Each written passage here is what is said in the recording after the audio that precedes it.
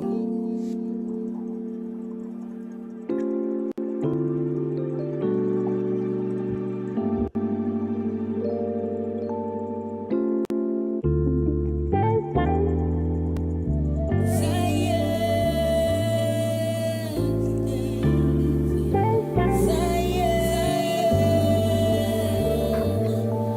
Gather yourselves together, gather yourselves together, oh, nation of desire,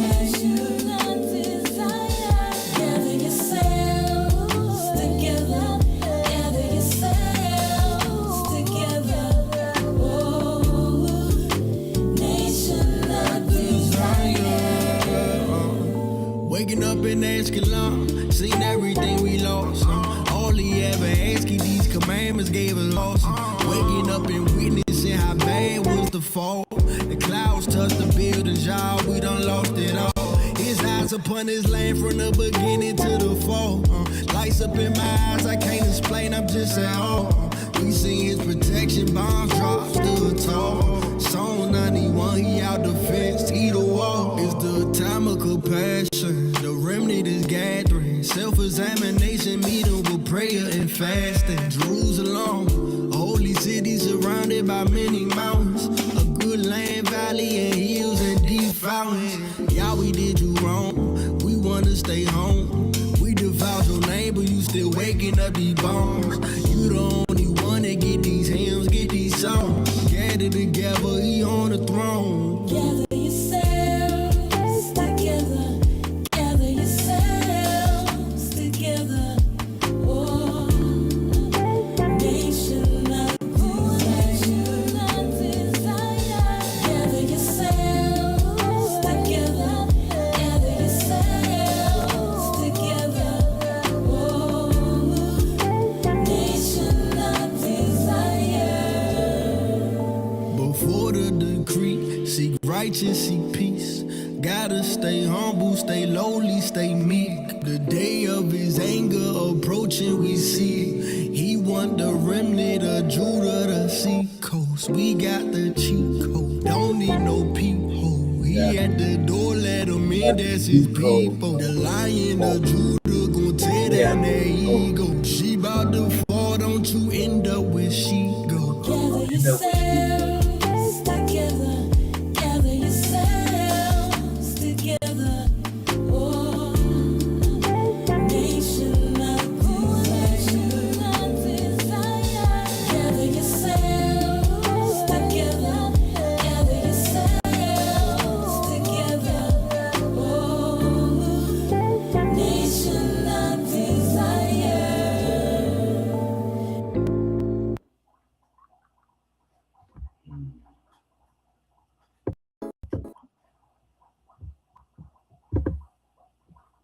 Welcome to the Hebrew state of being.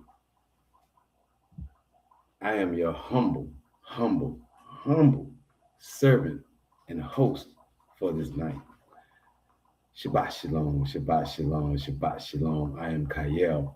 In the building, I got my young Hebrew Bella Songs in the building, Logan. My butter pecan, my rib is gone, doing her thing. The sun has set on Shabbat and she's at work. So all praises unto the Most High that we were able to spend time together today in this Shabbat as he has commanded us as the fourth commandment. All praises, man. I pray all of you guys had a restful, thoughtful, insightful Shabbat, man. That's what it's for. Every week for rest and insight, prayer and analysis, so we can do better for the next 6 days before we go back into Shabbat, right? Where there's nothing on our mind, everything we've done has been in order, and we can just be at peace. Oh yeah, all praises. Just wanted to invite a few people in. Yes, as you see, we got our frankincense and myrrh is blowing, and we are ready, man. So you've seen our title of our lesson. It is humility through prayer. Now, this title is going to be a little touchy, I think, because I believe a lot of us fall into a certain type of mind state. And tonight I want to attack that mind state. And I want you to know that the answer to that mind state is prayer and humility. So let's get into it.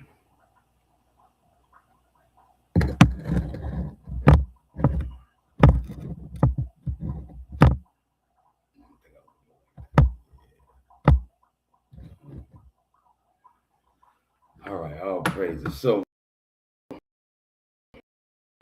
humility and prayer. You know, a lot is going on. There is no shortage of news. There is no shortage of prophecies being fulfilled in this hour, as we have rumors of war everywhere, as we have the rumor of the daughter of Babylon falling simultaneously. We have America, well, the United States against Venezuela. We have obviously Russia and Ukraine. We obviously have Israel and Iran and anybody else in that area, Gaza Strip.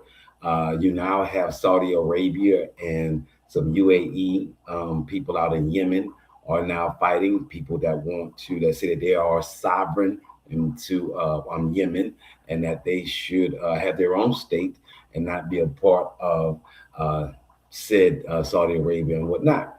So you have, and that's just to name a few of things that are happening in this world. And yet, at the same time, you have the prophecy of the fall of Babylon, which we know to be this United States, because she is that whore that sits on many waters, that drinks the cup of many gods. So understanding that these prophecies are simultaneously happening, us as a people can have the ability to get caught up in those things and lose sight of what we are supposed to be doing. See, as global things are happening, as supernatural things are happening, as prophecies are being fulfilled, there is also word on what we should be doing at the time, because obviously we don't have the hands or the power to change these rumors of wars or these prophecies or these supernatural things that are happening in this world at this moment. We don't, as a human being, you know, this present day, we don't have a power to alter those things, but we have the power to follow what is told to us to do in this time. Many of us don't know what that is. Many of you should already know what you should be doing in this time. We have Micah chapter 3, and man, the Most High says, I tell man to do good, to be righteous in his acts.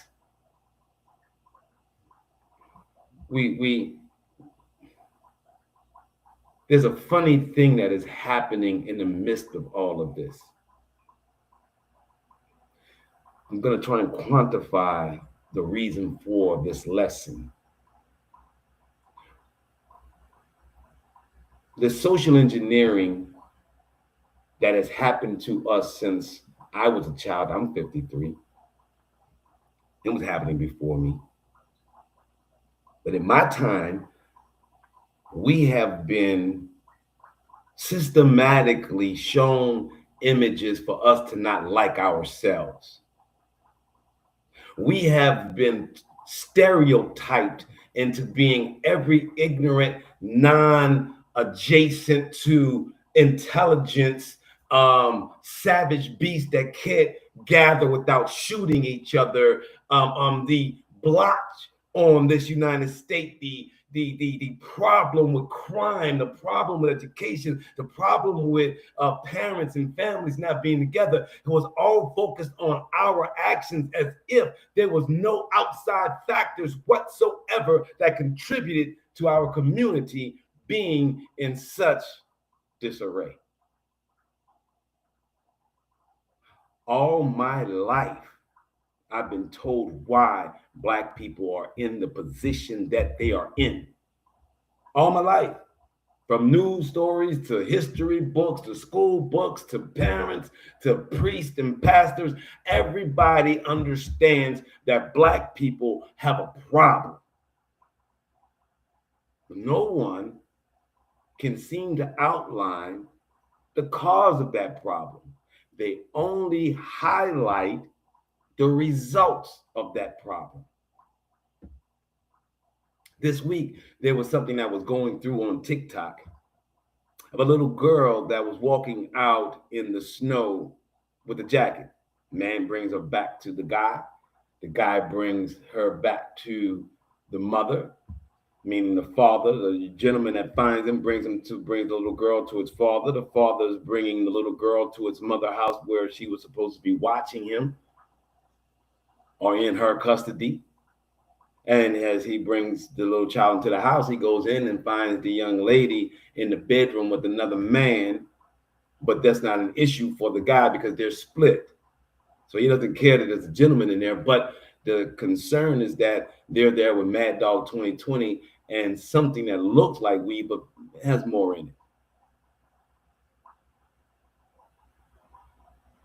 Now, people will look at that and will condemn that individual. Not that that individual is doing anything right or anything to be heralded, but we must understand that that individual is exhibiting the result of all that has happened unto us since 589 BC when we had the fall of our kingdom. Our history as a people goes back to 589 BC. I know you like to stay in current events. I know everyone wants to stay right now where we are. It seems to strain and break their brain to have to go all the way back to 589 or to have to go back to the Inquisitions or have to go back to the Crusades or have to go back to the fall of the Iberian Peninsula, Al-Andalus, or go back to slavery or go back to COINTELPRO. It's hard for people to have their brains to make that connection to history. They don't like to think that. They just want to believe that everything is happening right now is just because of the way the world is.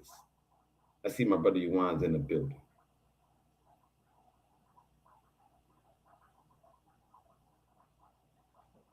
They don't want to think back to when the government of this United States went into our communities and made sure that the men were not in the homes so that the women could receive welfare. We don't act as though that has any attributing factors to the little girl walking outside in the snow and her mother in there with another man on drugs and alcohol. We will condemn that woman and say she needs to do better. Us as a people will say that that woman is an embarrassment to our community. Others would say that's not an example of us. That's a microcosm of us. That's not all of us. We would disassociate or condemn before we would say, hold up, what are the contributing factors to that? Why is that something that is rampant in our community and only our community in a land of milk and honey?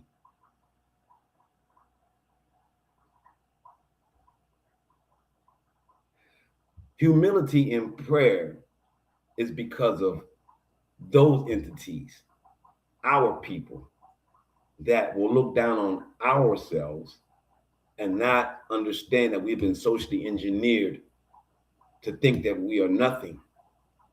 We have been taught by our presidents, by our school systems, by the commercials, by the sitcoms, by all of these different things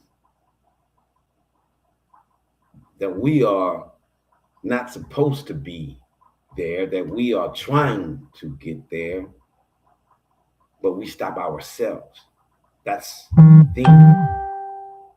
We stop ourselves as if there wasn't redlining in our communities that stopped our parents from being able to buy homes so that we would be in a homestead and not, I see empresses in the building. I still want to get that bracelet for my wife.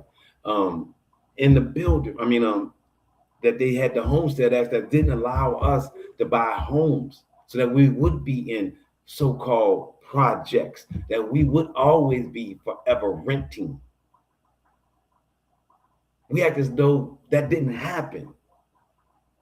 And it does, still to this day. Because of the stigmas, because of the stereotypes, because of the same reason why we can look at that girl that's walking in the snow and then condemn her mother for being on drugs and being on alcohol with another man in the bed, but we're not speaking about the attributing factors in our community. Humility is what our community needs. We have gotten to a point that we've made a little success here and there. We've made a little movement here and there. And now we look at the ones underneath us as if we don't understand what happened to them, or even worse, that we don't count the blessings, the barakas that the Most High has given us, that we had not gone through that, or that he had given us a mind state that wouldn't allow us to drift into that. We have no humility in our community, within ourselves. We are so judgmental. We are so quick to let our oppressor off and then just point the finger at ourselves. The oppressor has shackles on our feet, on both of our ankles. And we are mad at ourselves because we can't run in a full stride. Ignoring the fact that the shackles are on our feet, we're still arguing and telling each other how bad we are. Why can't we run in full stride, even though we got shackles, and we're ignoring the shackles on our feet?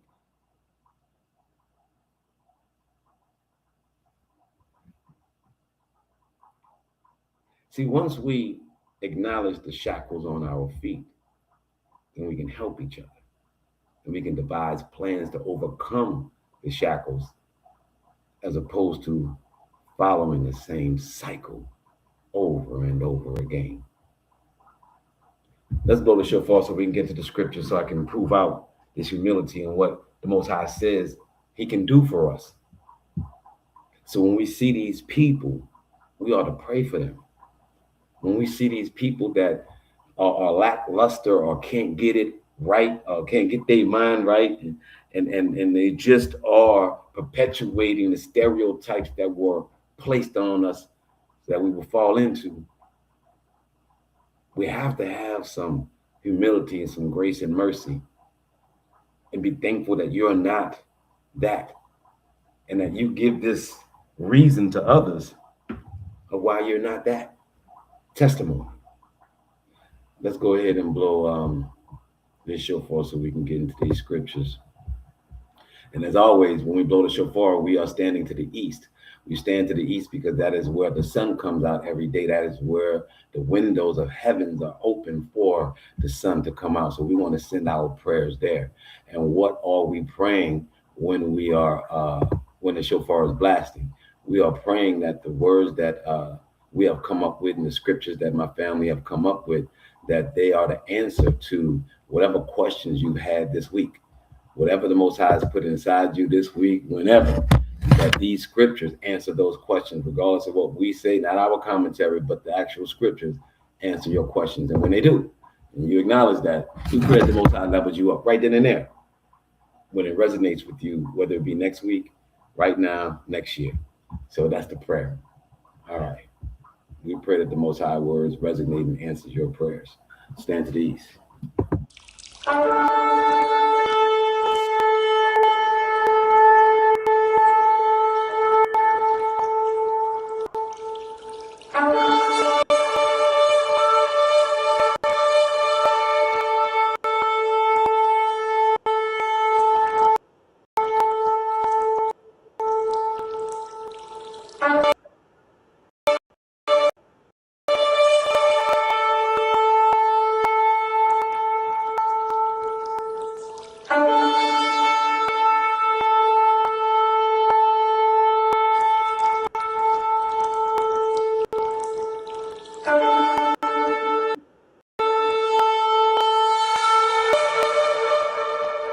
Shabbat Shalom, Shabbat Shalom, Shabbat Shalom. All praises, baby. We are in the building. Yes. So, as I said, humility through prayer. Why is that so important in this hour? We really have no idea of how many people that do not know how to pray. Yeah, I'm gonna go there. Look, there's a lot of people that don't pray just because they don't know how. I've had so many people that was in my car this week, and it is such a prevalent understanding that this Christmas isn't what it's supposed to be about. So a lot of people got in the car and say, well, hey, Merry Christmas, if that's what you believe, if that's something you celebrate. When I was a kid, man, that's unheard of. You know what I'm saying? Everybody was on board, on point. This was just where we were at that time. Things have changed so much. Knowledge has risen so much. So that's what we're going to deal with tonight. Increased knowledge and understanding that, righteousness is something that you can do every day. Something that the Most High is the proprietor of, the owner of. Righteousness is all he is. Like, so we're going to go to Psalms 141, verse 2. Psalms 141, verse 2. My brother Yuan, I know that you've had quite a few to come through your car this week and your work as well. And when I say that people are awakening in this hour, they are awakening that we have been lied to. They are awakening that the people that are saying love and caring and righteousness are doing the absolute opposite. People are seeing clearly that their leaders are liars. So when we are talking about prayer, people are kind of moving away from the Christianity, but that's the only place that they were taught how to pray. Everyone got the Our Father, right, of Matthew, right? That's the prayer that everyone prays. What did the Hebrews pray before Matthew? Did the Hebrews pray before the New Testament? I would say yeah. I would say yeah. Did the Most High want us to pray? Yes, he did. Did he give us a single prayer for every human being to pray the same one? No. Thank you, my son. No. That was part of the orthodox and the control and all that. They'll tell you from Paul, who I can't stand. Paul will tell you that the Most High say, don't bother him with all of your words, right? He already knows what you want. So I'm supposed to give some repetitious thing that has nothing to do with my personal problems and things that I need and just expect that the Most High knows. But then they also tell you in the scripture that you got to speak on it. You got to put it in existence. Well, what is it, New Testament? You got a lot of contradictions. What are contradictions? Things that go against themselves.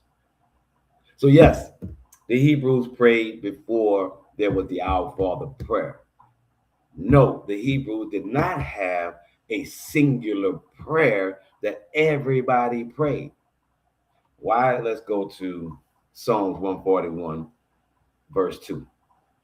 And it reads, take my prayers as an offering of incense, my upraised hands as an evening sacrifice. So in Psalms, David is saying to the Most High, he's praying because David was before the New Testament, right? So David is talking directly to the Most High about his prayers. And he's asking the Most High to take his prayers as offerings. Remember, we had the temple and all that. See, David was before the temple. Solomon built the temple. So we were praying before there was a temple, before there was a singular prayer. And David said, instead of a calf that is going to be sacrificed, to take my prayers as an offering of incense. I'm not going to burn the incense, even though we have the frankincense and myrrh. I'm not killing the cat. He says, my upraised hands as an evening sacrifice. You know, the cutting of the cat. So our prayers were directly unto the Most High about the thing that we're going through, the thing that we need an answer for. So if your prayer is not asking the Most High to give you an answer for your trial and tribulation, then what do you expect to get? Not an answer, right? Not salvation out of it, right? It needs to be specified to your trial and tribulation so that when you tell other people of your testimony, you can say, I pray that the Most High take this thing from me, and he took that thing from me. Or you're going to say that you prayed the Our Father, and then the thing that you wanted to disappear. Brother Yawan, is that how it works? Is that really? So I can go into a store, me and Logan can go into Best Buy, and we can just walk up to the wall, and we can just say, yeah, we came here to buy something. I'm going to take that TV. I didn't say I came to buy a TV. I just said I came to buy something, but I'm just going to take whatever I want. I don't think Best Buy will go with that. I don't think any store will go with that. You didn't get your testimony or your curse or your affliction lifted without speaking to the Most High directly about it. You talk to your friends about it. Why would you not talk to your Creator about it? You talk to your mom, your dad. You talk to cousins. You talk to friends. You can go online. Most people put all their business online. You will go all those places and then turn around and give the Most High some blanket prayer.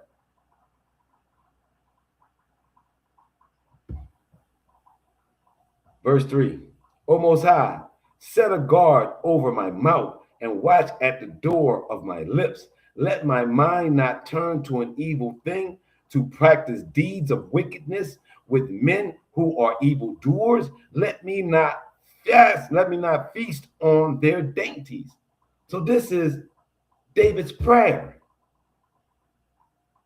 So David is praying to the Most High specifically about not doing evil deeds, being a part of wickedness. He doesn't want to even dine with evildoers. This is David's prayer because of what he was going through at the time. Let me not feast on their dainties. Let the righteous men strike me in loyalty. Let him reprove me. So David is saying, let righteous men correct me. Not that I'm always right. No. David is showing vulnerability.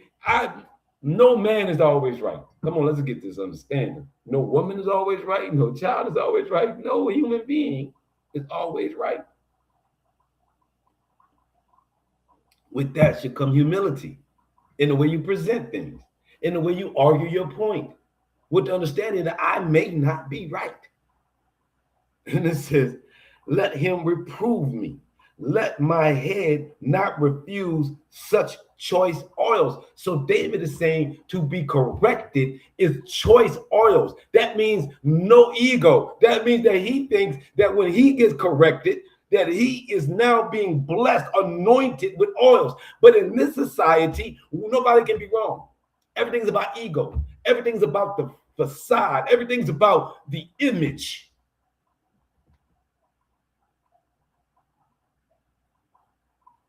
We are not to be praying to or caring about images. In order for us to fix the problems that we're in, we're going to have to get real intimate with our failures, with our shortcomings, with our inconsistencies. We're going to have to get intimate. That's very different than what we've been taught in life. We've been taught in life, if nobody don't see, no harm, no foul. Keep on doing what I do. If I want it this way, I win it that way. That's not how it's supposed to be. That's why our society is the way it is. Let's go to Jeremiah 33. Jeremiah 33, verse 3.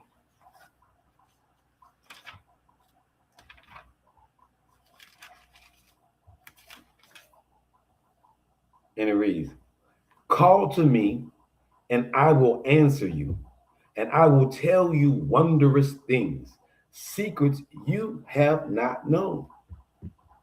So the Most High is now telling Jeremiah that if you pray, right, in your humility, I'm going to tell you things you do not know, things that other men don't know, things that other women don't know, things that are not common knowledge, things that I am giving for you to be able to uncover. So no man can give this to you. So it's not in a book. So you can invent something without having a book to tell you how to invent something. Well, the word invent means to bring it out of nowhere. Well, it doesn't really come out of nowhere. It comes out of your mind. Inventions come out of your mind. The Most High says that's what I provide. That's where I'm at. If you pray unto me, I will unlock things that no other person can tell you. Now, then the next thing becomes, I mean, if you've been following the 10 Commandments and you know what righteousness is, because we got a lot of voices in our heads. A lot of us can't distinguish. That means separate the good voices from the bad voices in our head. That's a real thing. Some people maybe need to just start with that prayer. Most High, can you help me discern? That means figure out which voices in my head I'm supposed to be following. Which one is yours? I know I prayed that prayer a long time ago. I'm clear I got multiple personalities in my head. I'm so thankful I've put to rest many of them.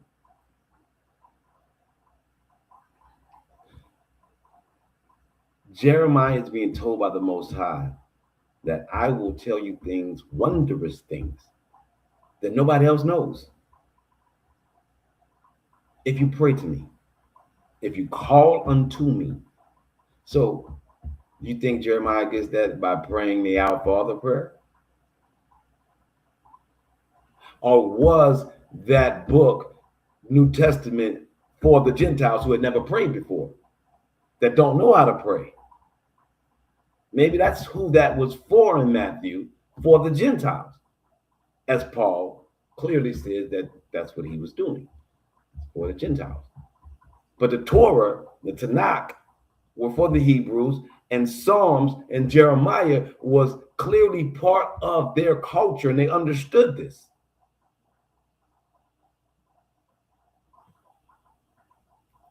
Again, Jeremiah 33, verse 3, call to me, and I will answer you, and I will tell you wondrous things, secrets you have not known.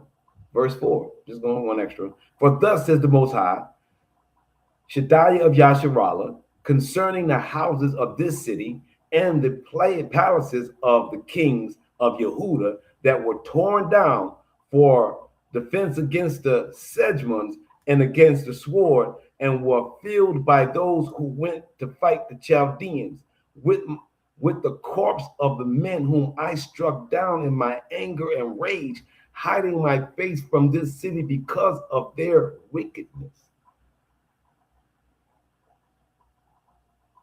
So you have this time where the Romans, or the Chaldeans, excuse me, before the Romans, this is 589, not 70 AD, but 589 BC.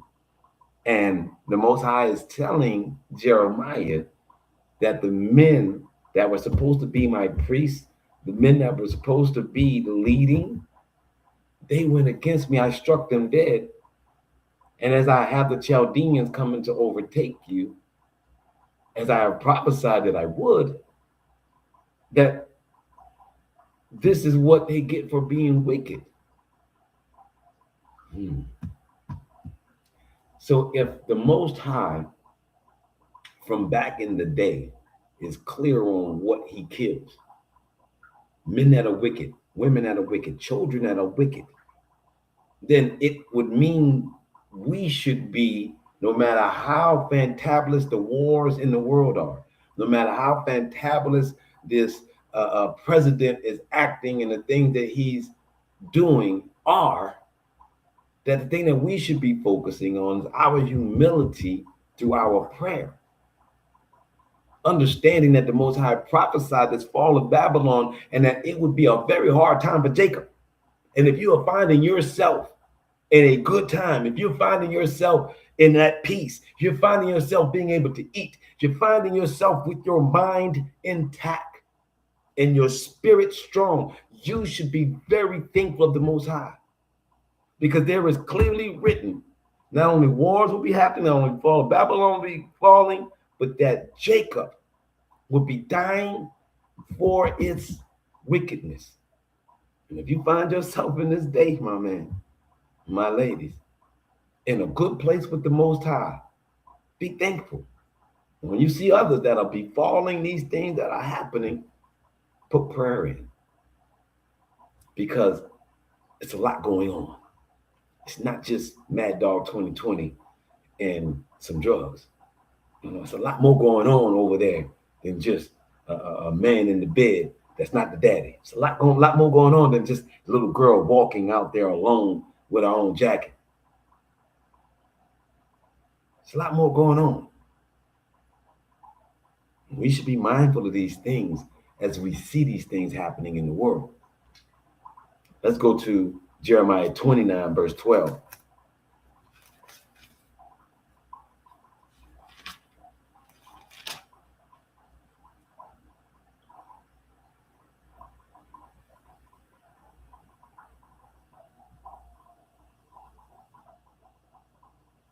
And it reads, when you call me and come and pray to me, I will give heed to you. You will search for me and find me. If only you seek me with your whole heart, wholeheartedly, as long as you seek me wholeheartedly. Again, Jeremiah is speaking unto the Most High in the time of most tumult for us. In 589, when the Chaldeans are breaching the walls of our kingdom, and we are being taken down by our cousins, the Chaldeans, known as the Babylonians, now known as Persians. Yeah. Them people. Our cousins. That was where Abraham came from. Remember? So this Jeremiah 29:12, he's telling him to pray unto me in the midst of all of this debacle, in the midst of all of this turmoil, in the midst of all of this reset. Come to me, pray unto me, and I'm going to answer and cover you. Let's go to Psalms 145, verse 18. Psalms 145, verse 18. And it reads, the Most High is near to all who call him, to all who call him with sincerity. I hope that I'm laying out a case for your prayers, for you to be sincere when you say thank you to the Most High, that you have your full mind, you have all your extremities, and that you have free will and free choice, and that you choose the Most High. Oh man, be thankful of that. Put your prayers up in that order of saying, thank you for giving me this so that I can choose you. Thank you for waking me up to know who you are, Shaddai. Yeah. Again, Psalms 145, verse 18. The Most High is near to all who call him in sincerity. Verse 19, he fulfills the wishes. He fulfills the wishes of those who fear him. He hears their cry and delivers them. What is your cry? It's supposed to be your prayer. In this hour, I'm going to need everybody to be about prayer and being thankful and being humble, because the things are hitting the fan. Families are losing homes. People are having a hard time feeding their household. These things are happening. around you and near you. Let's go to 2 Chronicles, man. 2 Chronicles chapter 7.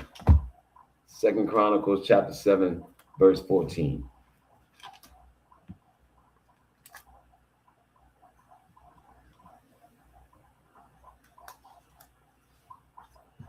And it says, when my people who bear my name humble themselves, pray and seek me and seek my favor and turn from their evil ways, I will hear in my heavenly abode and forgive their sins and heal their land. This is a covenant that the Most High has with us that has not gone anywhere. When you understand it and you start following it and the Most High level you up, then you are supposed to be thankful. You are supposed to try and give your testimony to the next person so they can level themselves up. You can't level nobody else up. When the Most High said we're going to be sold for bond and no one was going to be able to buy our bonds, this is what it means. Everyone's going to have to do their own work to get out their bond. The bond of this wickedness, the bond of this world, we're going to have to work that out. We're going to have to aggressively be at this prayer, be at our need, be at his, understanding. Like, I don't want to get too excited, but you should be. If you understand how much evil is running this world and how much they want our children, how they want to change this world by the next generation, by generation on generation. It's not trying to change the adults. It's fighting the adults, but knowing that they're indoctrinating the children into it. So the children don't think what the adults are fighting about is really that important. I want you to understand it.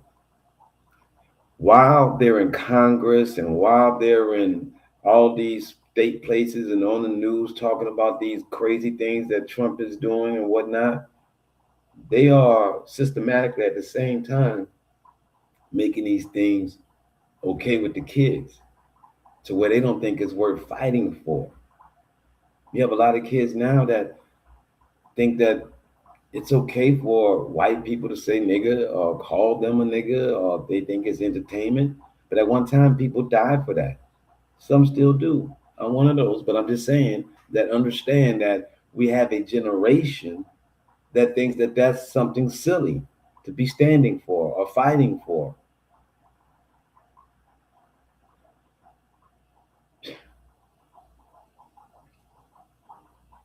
The war is great. The enemies are vast. The attacks come from everywhere. You have to only hold down your fort. You hold down your fort in prayer and in thanks. In prayer and in thanks. Allowing the Most High, as he told Jeremiah in 33 verse 3, to unveil wondrous things for you that no one else sees, secrets for you that will help you navigate through this tumultuous reset of time. Well, some wicked people are going to die a lot. So again, in 2 Chronicles chapter 7, verse 14, the Most High says that when my people that bear my name call upon me and put away their evil ways and humble themselves, I will give them salvation. I will forgive their sins. I will heal their land. Let's go to Psalms 149.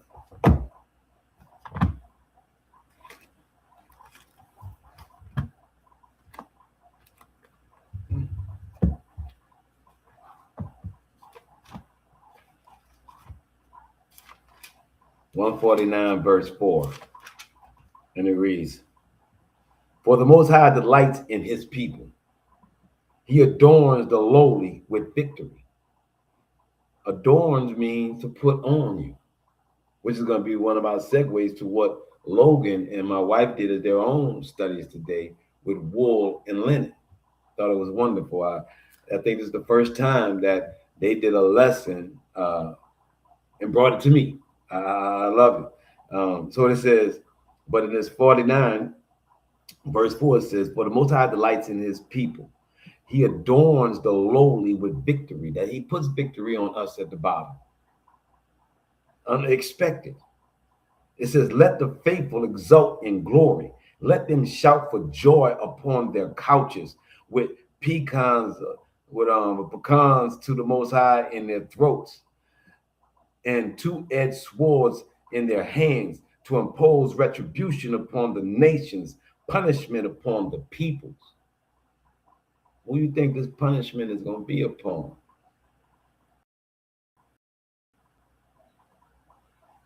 Obviously, probably wicked people, It's a real thing that's going to happen.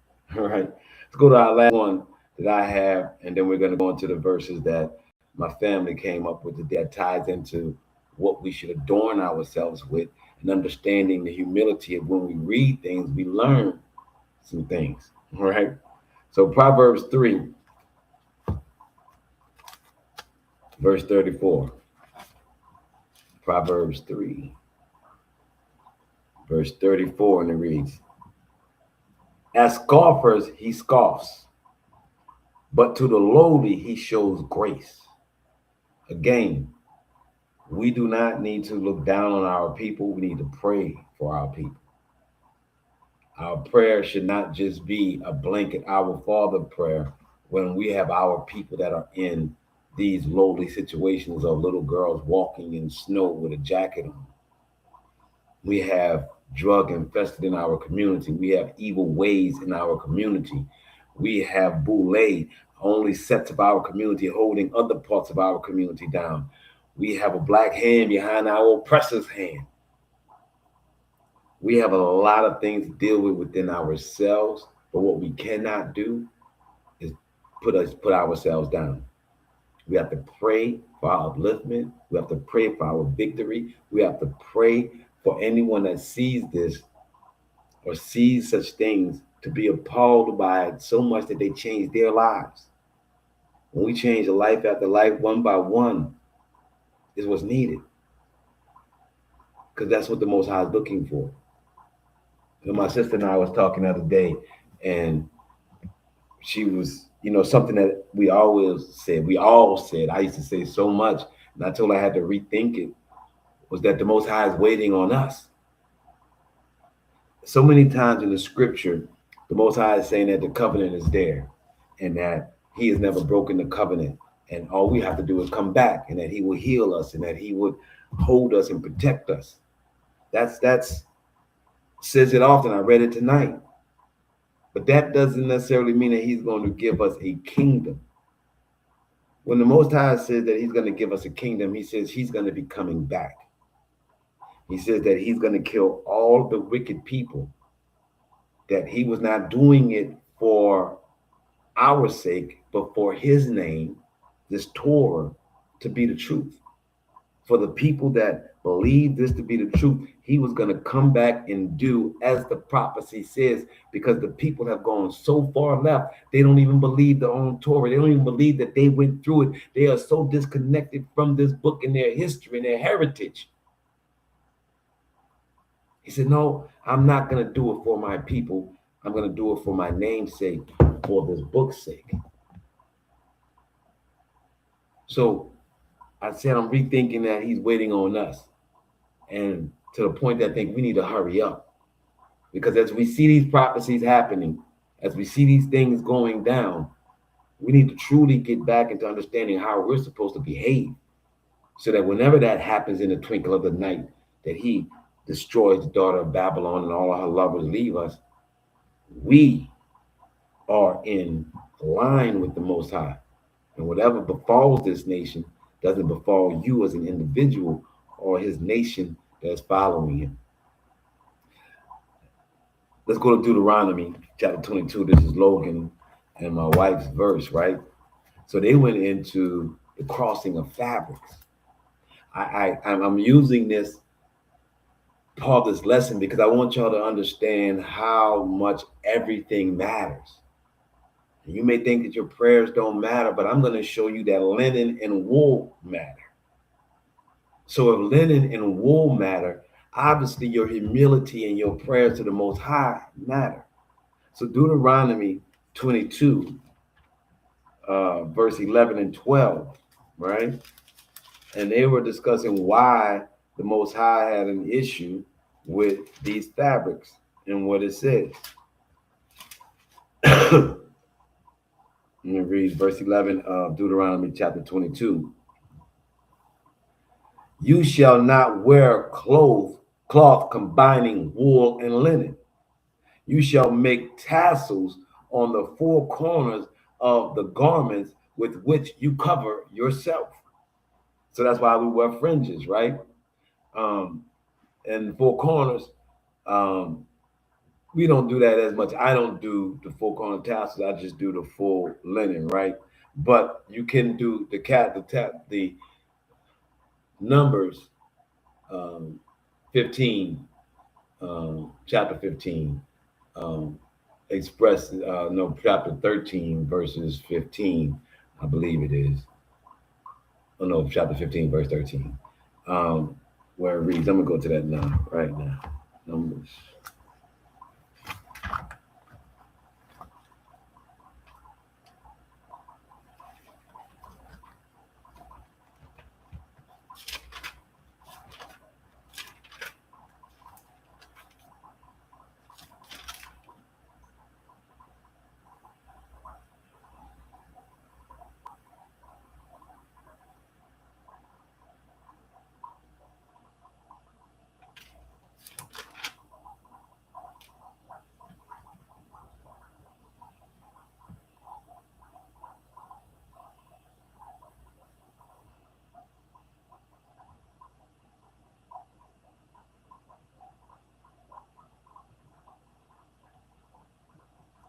So it's got to be 13. It's not 15. Let me see. Where is that? 13. Because we got two different Bibles.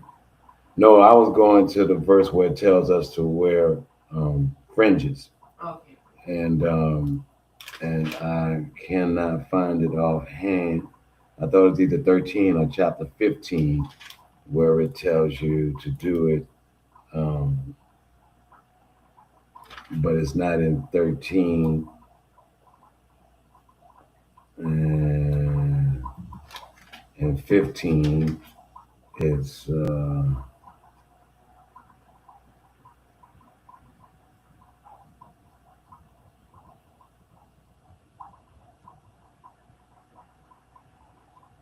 nine 15.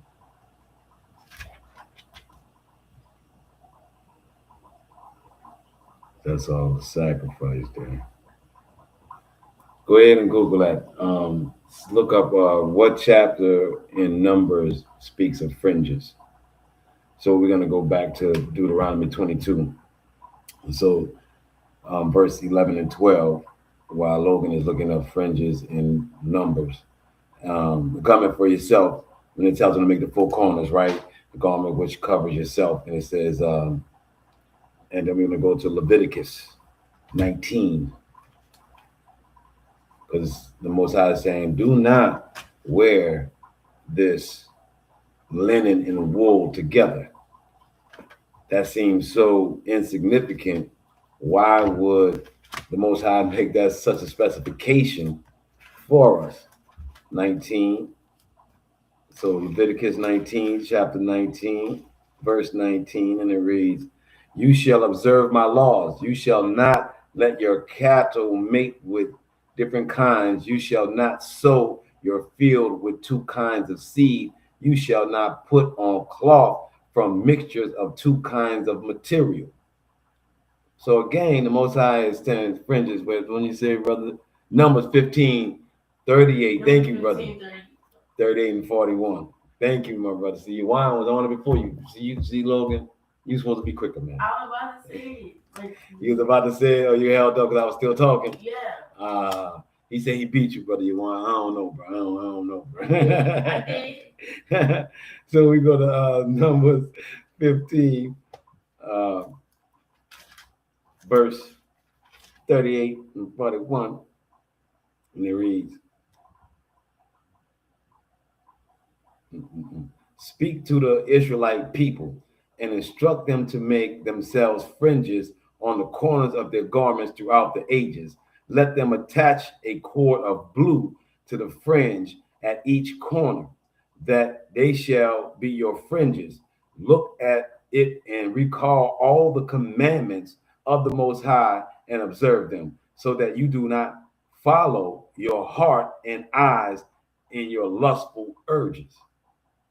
So this clothing thing for the Most High is important, but that has nothing to do with the fringes, have nothing to do with this linen and this wool. But still, the Most High is also stating in Leviticus, don't switch up your clothing, just as he said, don't mix up your seeds as you're planting. It's a thing about order, right? And keeping things in order, keeping them pure, right? So then Exodus 28, let's go to Exodus 28, verse 6. So when you find that, you say that's the one that speaks on wearing fringes. Absolutely, brother. So Exodus 28, verse 6, and it reads, as soon as I get to it.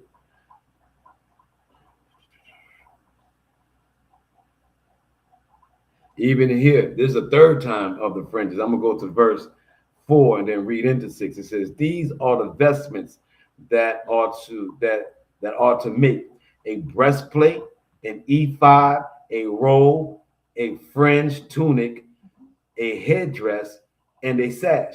They shall make those sacral vestments for your brother Aaron and his sons for a priestly service to me.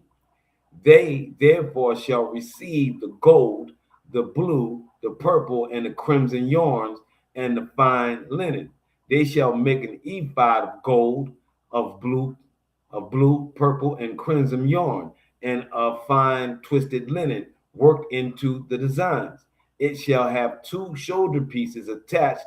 They shall be attached as its 2 ends, and the decorative band that is upon it shall be made like it, of one piece with it, of gold, of blue, of purple, and of crimson yarn, and of fine twisted linen. Then make 2 lazo stones and engrave on them the names of the sons of Yasharallah. So this was the one time that you had a mixture of materials, of the yarn and the linen. Yarn usually made out of wool, right? But they're also being wrapped with gold, right? Which is a conductor. So understand that this ephod, which is breastplate that is being made for the priest, have conductors on it. The stones have power. The gold has power. So when they wrap the certain things, it was canceling out certain powers. Why? Because linen and wool cancel each other out. What you mean by cancel each other out? Why would the Most High not want us to wear wool and linen? Well, wool vibrates at 5,000 megahertz, and linen vibrates at 5,000 megahertz, but on the opposite scale of positive and negative. So when you wear it, it cancels each other out, which on our bodies, all of that 10,000 worth of megahertz going back and forth, canceling each other out, and this thing pulls energy from us. So we become fatigued. We are tired when we have those materials on us. So the Most High said, no, you're going to wear ones that energize you. So if you're going to wear the wool, and you're going to wear all that megahertz, you're going to get all of that energy, all of that from that natural wool and materials. And if you're doing linen, so be it. Linen in summertime, wool for winter, right? So it's not supposed to mix. I say all that to say, and thank you, Logan, for giving us those scriptures today. All that to say that everything matters. And your disparaging of our people matters. When you look at our people and you fall into the stereotypes and you put them down, that's energy. It's negative. As opposed to praying for them, positive energy, and asking the Most High to bestow upon them that all they need to break their cycle, to break whatever psyop they're in the midst of. Humility, when you pray, you can't help but be humble. When you heard David pray, because you're praying to something bigger than you. If you're not humble when you're praying to something bigger than you, then you really got some humility issues. You really got some ego issues, some narcissistic issues. So the actual act of prayer is being humble. And in that prayer, you are humbling yourself and being thankful and asking the Most High to help the others that don't have what you have. You may not have the money to help them. You may not have the time to psychologically work through their issues. But your prayers and your intent can. That's my lesson for the day, man, for this Shabbat. Humility through prayer. Understand that we're going to see a lot of downtrodden things, and a lot of people that are wicked are going to suffer. We are to pray and be thankful that we are not in that number that is going down, that is being. I as a man, to not be able to provide for my family, that would shatter me. Even if I knew I had shackles on my feet and my hands and I could not physically do it, and I was being stopped by powers that I could not overcome, it still would crush me to not be the man that I'm supposed to be for my home. Women feel the same way. Adults, mature adults, feel the same way. So if you know that, be humble in your prayers and be thankful that you're not that, and that He continues to give you the mind and the ability and the path to continue to be His child, and a child that is blessed, barakat, and wants for nothing. All praise unto the Most High. Be shalom. That is our lesson. I pray that you guys enjoyed, and you got the point. Humility through prayer. All praise. Brother Yuan, thank you for being in the building. Empress, thank you for being in the building. Everyone that comes in before we come back next week, all praises, and thank you guys. Like, because I do need y'all to like it, because I am being, y'all know the deal. All praises. Be shalom.